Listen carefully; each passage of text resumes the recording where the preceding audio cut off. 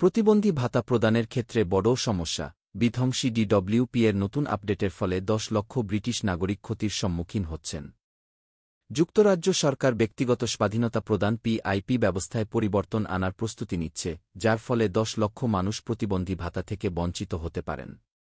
এই মাসে ঘোষণা করা এই সংস্কারগুলি ক্রমবর্ধমান কল্যাণ ব্যয় নিয়ন্ত্রণের বৃহত্তর প্রচেষ্টার অংশ হিসেবে প্রতিবন্ধী ব্যক্তিদের জন্য প্রাথমিক সুবিধা পিআইপি এর জন্য যোগ্যতার মানদণ্ড কঠোর করবে।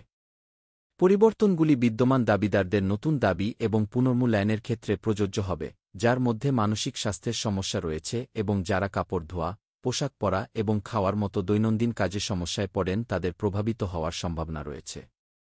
নতুন নিয়ম অনুসারে পিআইপি আবেদনকারীদের নিম্ন হারের জন্য যোগ্যতা অর্জনের জন্য একটি কার্যকলাপে কমপক্ষে ৪ পয়েন্ট এবং উচ্চ হারের জন্য অতিরিক্ত ৮ পয়েন্ট স্কোর করতে হবে। উদাহরণস্বরূপ, খাবার রান্না করতে সাহায্যের প্রয়োজন হলে তা যোগ্য হবে, কিন্তু মাইক্রোওয়েভ ব্যবহার করতে সক্ষম হলে তা হবে না। একইভাবে, শরীরের উপরের অংশ ধোয়ার জন্য সাহায্যের প্রয়োজন হলে তা সীমা পূরণ করবে, কিন্তু চুল ধোয়া বা কোমরের নিচে ধোয়ার ক্ষেত্রে সাহায্যের প্রয়োজন হলে তা সম্ভব হবে না। এই পরিবর্তনগুলি মানসিক স্বাস্থ্য সমস্যার জন্য দাবি বৃদ্ধির গতি কমিয়ে দেবে বলে আশা করা হচ্ছে, যা সাম্প্রতিক বছরগুলিতে পিআইপি প্রাপকদের সংখ্যা বৃদ্ধিতে অবদান রেখেছে। চ্যান্সেলর ড্যাচেল রিভস সংস্কারগুলিকে সমর্থন করেছেন, বর্তমান সুবিধা ব্যবস্থাকে ভঙ্গুর বলে অভিহিত করেছেন এবং এটিকে আরও টেকসই পথে নিয়ে যাওয়ার প্রয়োজনীয়তার উপর জোর দিয়েছেন। সরকার যুক্তি দিয়েছে যে সংস্কার ছাড়া দশকের শেষ নাগাদ পিআইপি ব্যয় প্রকৃত অর্থে ১৫ বিলিয়ন পাউন্ড বৃদ্ধি পাবে বলে ধারণা করা হচ্ছে। মানসিক স্বাস্থ্য সমস্যা এখন নতুন পিআইপি পুরস্কারের ৩৭%, যা কোভিড-১৯ মহামারীর আগে ২৮% ছিল এবং পিআইপি প্রাপকের মোট সংখ্যা ২০৩০-এর মধ্যে ৫ মিলিয়নে পৌঁছাবে বলে আশা করা হচ্ছে। তবে প্রস্তাবিত পরিবর্তনগুলি প্রতিবন্ধিতা সমর্থক এবং ডেন্টিস্ট প্রতিষ্ঠানের মধ্যে উদ্বেগের সৃষ্টি করেছে।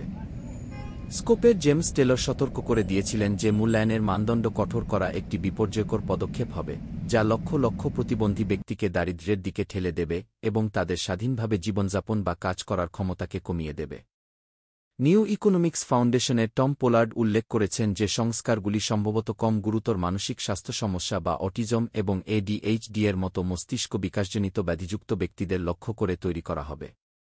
সরকার সংস্কার থেকে কিছু সঞ্চয়ী পুনর্নির্দেশ করার পরিকল্পনা করছে সার্বজনীন ঋণের মৌলিক হার বাড়াতে এবং কর্মসংস্থান সহায়তা কর্মসূচিতে ১ বিলিয়ন পাউন্ড বিনিয়োগতে। মন্ত্রীরা যুক্তি দেন যে কাজ খুঁজে পেতে লোকেদের জন্য প্রণোদনা উন্নত করার একটি নৈতিক কারণ রয়েছে।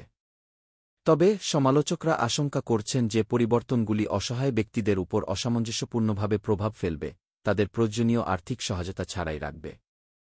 সরকার তার কল্যাণ সংস্কারের সাথে এগিয়ে যাওয়ার সাথে সাথে প্রতিবন্ধী ব্যক্তিদের সুরক্ষার প্রয়োজনীয়তার সাথে আর্থিক দায়িত্বের ভারসাম্য বজায় রাখার বিতর্ক তীব্র হওয়ার সম্ভাবনা রয়েছে।